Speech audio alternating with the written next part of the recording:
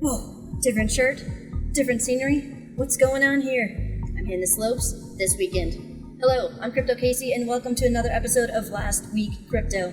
Every Sunday, we review the performance of the largest cryptocurrencies, top gainers, as well as the latest global news stories affecting the crypto markets this past week. This week, we will discuss how banking institutions are capitulating to the fact that crypto is about to completely dominate the global financial system, Polkadot flipping XRP in market cap, why Bitcoin and Ether values are about to explode, and how Bitcoin is in the crosshairs of global regulators. To check out the links to all of the articles we discuss, go to cryptocasey.com/lastweekcrypto. This week's episode is brought to you by Crypto.com, an exchange with over 55 different cryptocurrencies. On Crypto.com's mobile app, you can buy crypto with bank transfers, credit, debit cards, or crypto at true cost with no markups. Crypto.com also has a desktop exchange that is solely for crypto-to-crypto trading, which isn't available in the US quite yet. If you use the link below to sign up for Crypto.com, you'll receive $25 worth of cryptocurrency for free when you use the referral code CryptoCasey, all while supporting the channel.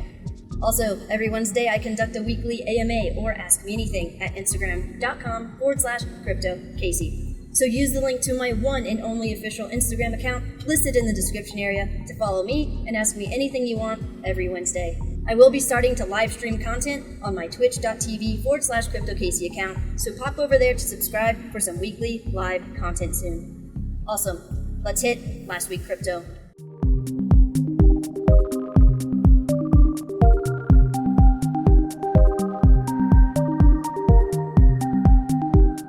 Looking at the top cryptocurrencies by market cap, Bitcoin down 8.9%, ETH up 4.4%, Polkadot surpassing XRP by market cap up an insane 83.9%, and XRP down 10.7%. Looking at the top gainers this week, IOST up 149.8%, Avalanche up 119.3%, Voyager token up 18.2%, and now number 4 in market cap, Polkadot. Following the pullback last week, seeing some consolidation and sideways movement overall, which is great for the longevity and sustainability of this bull cycle. As we've been seeing over the past several months, banks continue to FOMO in as they capitulate to the reality that cryptocurrencies and their underlying blockchain technology will be the foundation on which the new global financial system is currently being built. They can't beat crypto, so they are joining crypto. The latest member, Goldman Sachs, to enter crypto market soon with custody play. Why? Because they are about to be left in the dust. There is now a federally chartered digital asset bank in the US. Anchorage becomes first OCC-approved national crypto bank. Specifically, the OCC granted Anchorage a national trust charter, which means assets held by the company do not need to be insured by the Federal Deposit Insurance Corporation. Anchorage is a startup backed by Visa that offers custody solutions to institutional crypto traders, as well as real-time trading and financing that allow users to take out loans or lines of credit in US dollars that are collateralized by digital assets. Awesome. In previous episodes, we've discussed how some companies were granted state banking charters, so a bank receiving a national charter is nothing short of bullish for the crypto space at large. Coinbase's impending IPO will be another huge step towards the inevitable, inextricable intertwinement between traditional finance and a new blockchain-based financial ecosystem. And another big player in the crypto space is pursuing an initial public offering. Winklevoss brothers reportedly eye public listing for Gemini, crypto exchange. Gemini may soon become the latest United States-based crypto exchange to pursue a public listing. And the twins aren't stopping there. They are looking to integrate crypto even more into traditional financial instruments. Gemini Exchange to launch credit card with 3% cashback rewards paid in Bitcoin. Gemini credit card will allow users to earn rewards paid in Bitcoin and other cryptocurrencies. And it doesn't stop there, fam. DeFi is becoming more contagious than COVID, absolutely infecting the traditional finance space. In a major move for DeFi, UniLend will become the world's first platform for decentralized lending and borrowing of major stocks alongside Mirror Protocol. This includes the 5 tech titan FANG stocks: Facebook, Amazon, Apple, Netflix, and Google. Bullish, bullish, bullish. But wait, there's more. Link is poised to completely revolutionize banking as we know it, as development of integration with Swift, the vast messaging system used by banks, is underway. Link plus Swift. It's freaking happening. And below this tweet is a screenshot of the GitHub activity of the development. Our boy Brian Brooks, chief of the Office of the Comptroller of the Currency, sums up the state of affairs nicely. DeFi is paving the road for self-driving banks, says OCC chief. Sweet. This week we have an update from another financial regulatory entity, SEC enforcer behind $1.3 billion Ripple lawsuit stepping down. The Securities and Exchange Commission's acting enforcement director, Mark P. Berger, led high-profile enforcement actions against cryptocurrency ICOs. So who's going to take his place? Gensler, said to be named SEC chairman. The former CFTC chairman has testified before Congress about cryptocurrency and blockchain on multiple occasions.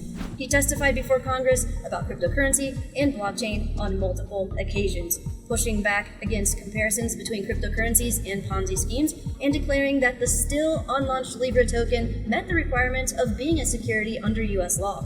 As MIT's Sloan School, Gensler taught a course on cryptocurrencies and blockchains, calling the technology a catalyst for change in the world of finance and the broader economy. Nice. Bullish for crypto? Oh yes. Bullish for XRP? Wouldn't count on it. Other investors aren't either. Grayscale Investments liquidates all of its XRP while it still can. Grayscale is dissolving its XRP trust and will distribute the cash to investors after liquidating all XRP held by the trust. The value of Ripple's XRP token has dropped dramatically since the SEC debacle. As a result, Polkadot's DOT is now the fourth largest coin in terms of market cap, surpassing XRP. It's been on a rampage this week. Polkadot pumping 31% on the 13th. Might be about time for an altcoin cycle. Not selling my DOT before $100, by the way. And as I've conceded in previous episodes, Lark Davis's $100 per DOT price prediction in this bull cycle is a narrative I can get behind. I mean, just wait until DOT gets listed on Coinbase. All in all, bullish on the Polkadot system. I mean, look at that chart. It's massive. Also, next, let's hit some Bitcoin and Ethereum happenings. Just last week, they said Bitcoin died on Monday, but now it's above 37K. Don't listen to the noise, stay focused. And here's something you can focus on. Check out this Bitcoin media guide. Here's the mass media cycle of headlines. It's a bubble, it's dead. It's a bubble, it's dead, and so on.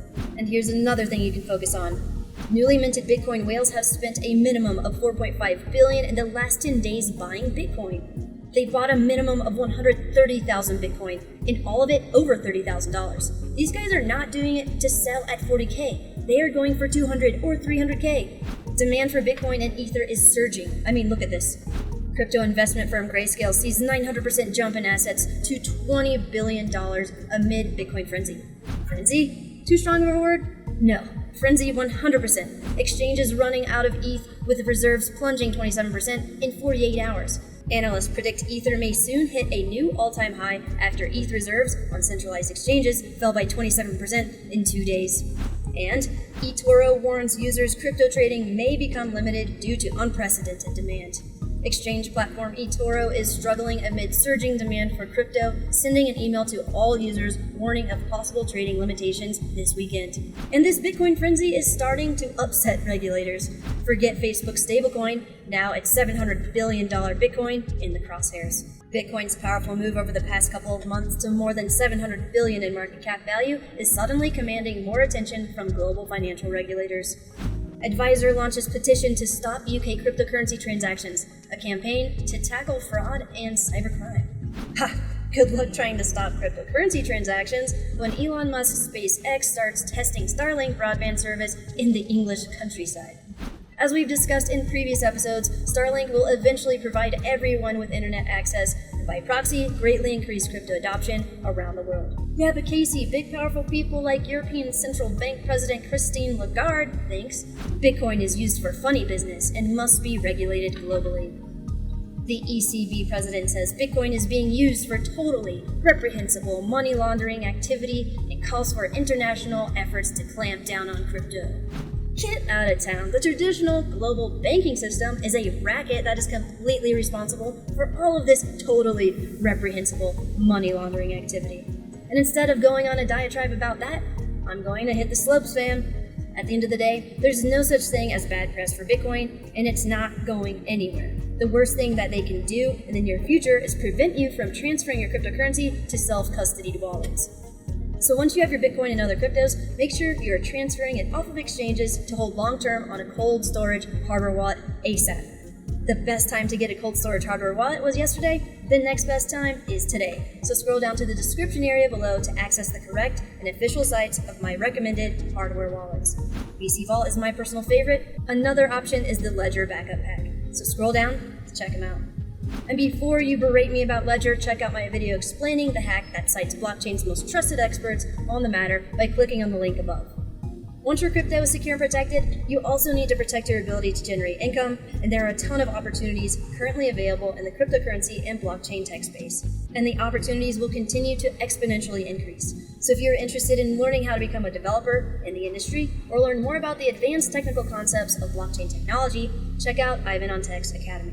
Using the link in the description area, you can access the Academy at a discounted price. So scroll down and check it out. Awesome. Well, that was Last Week Crypto with me, Crypto Casey. If you enjoyed the episode, please make sure to like this video and subscribe to my channel for more crypto content. To check out the links to all of the articles we discussed, go to cryptocasey.com/lastweekcrypto. So do you think Bitcoin will reach 50K before February? Or break down to 30K? Or even lower? Were you completely surprised by the change of scenery in this week's episode? Or do you follow me on Instagram and already knew what was coming? Let me know in the comments below. Be safe out there.